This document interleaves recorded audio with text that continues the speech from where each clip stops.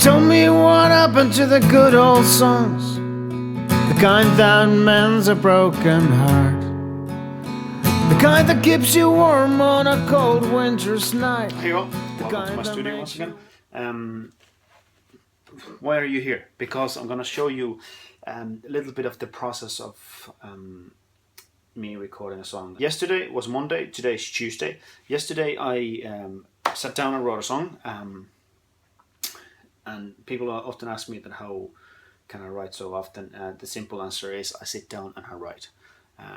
Rain or shine, I sit down and write, and that's purely and only what it comes down to. You decide to do it and you do it. If you make excuses, or I'm not inspired today, well then you won't write a song. Simple as that. I came up with a story. It started with a couple of lines and evolved into a longer story, and I'm actually pretty damn happy with the song right now. So today I'm gonna lay the track down. Okay. What I do first, I'm using the Logic Pro X. I love it. I think it's wonderful. It's not the only option out there. Don't use that as an excuse of, oh, I don't have that, so you make it sound better because you have that. No, I don't. I just know how to use this one pretty damn well. I've also used Cubase extensively. I used Nuendo in the past. I used Pro Tools in the past. And there's loads and loads and loads of more. So yeah, don't get too wrapped up on the whatever your software is. I got a Zoom R16, which is actually getting a bit old now. My Zoom R16 recording machine. 8 inputs, which I only use 3. So the first thing I do, I set up 3 tracks, 2 different channels for the guitar, left and right, and a vocal track, and I do a guide track. So I figure out the tempo, which is, for this song, it's going to be 110. Hopefully that'll work out fine. And I record the guide version of the song. Then I go back.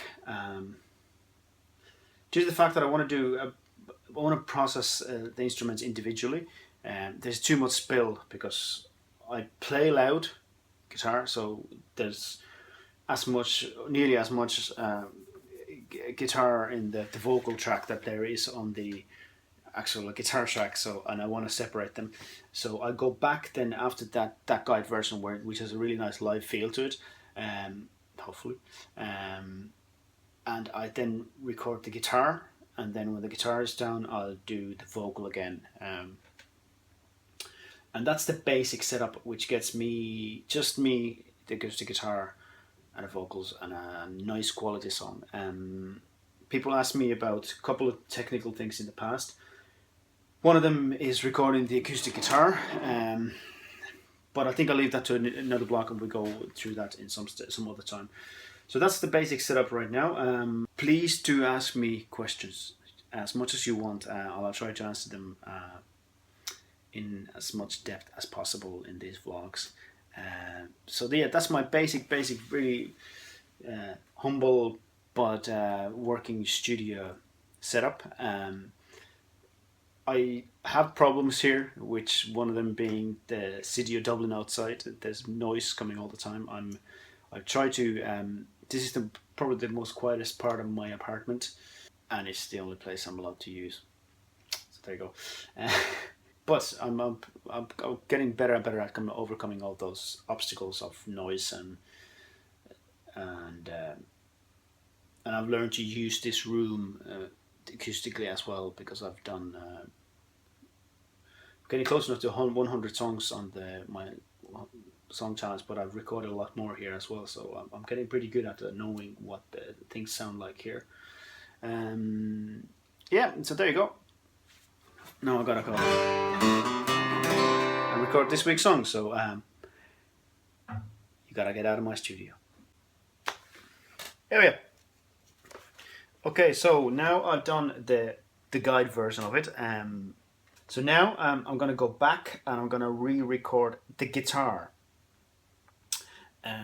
over it, and I might give you a little bit of sneak of how that happens. Okay, so hopefully first things first, make sure I'm in tune.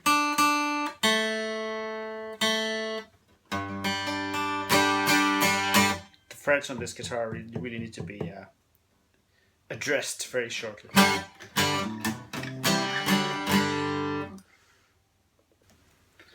Okay, a quick sneak peek. So, here's the track so far.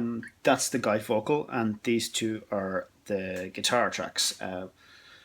One of them left, one of them right. One of them is recorded just around between the 12, kind of around about 12th fret or the 16th fret, where the body meets the neck. And the other one is the body microphone, which is just behind the bridge.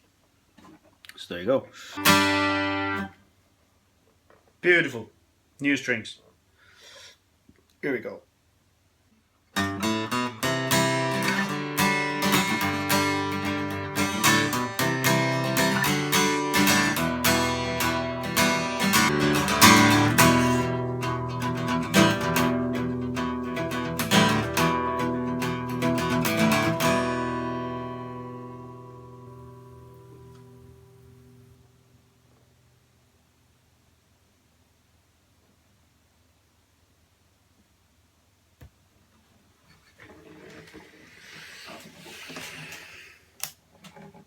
Done. Okay, so here's where I'm at. The guitar is done, and I'm just after doing the vocals. And the vocals needed a couple of takes, and then I mixed them all together, and I bounced a version of it into my computer, and I just have to listen to it, and I'm actually pretty happy with it so far. What happens now, as I said before, this is Tuesday. What happens today is that I am going to let it be. I'm going to sleep on it, right? I might come back and listen to it tonight, but even more so, most importantly, I come back tomorrow morning and listen to it. And if it still sounds good, then it's going to be sent to the mastering. If something starts bugging me, then I have tomorrow still time to work on it, and then it's going to send to be mastered on Thursday, which leaves it very, very tight because I usually get it back then on Friday morning. But I have good people that I work with, so they understand and they help me out a lot. So there you go. Right, I just had one more listen to this week's track that I'm working on, and I'm pretty happy with it. I'm pretty damn happy with it. As I said earlier on, the temptation is always to add more. Deep down, my instinct is to leave it simple, and I did. And now, after listening to for the past 2 days, it's sounding great. So, what I'm about to do, about the camera action, is put it in my Dropbox, and then I'm just gonna wait for it to upload, and then I'll be sending the link to the mastering plans, and they'll download it and they'll master it, and hopefully I'll have it back in less than 24 hours because I was a little bit undecisive and I'm running late once again, as always. But they're good people and they're really fast, so I'm pretty sure they get it done. So there you go. That's how the song gets done.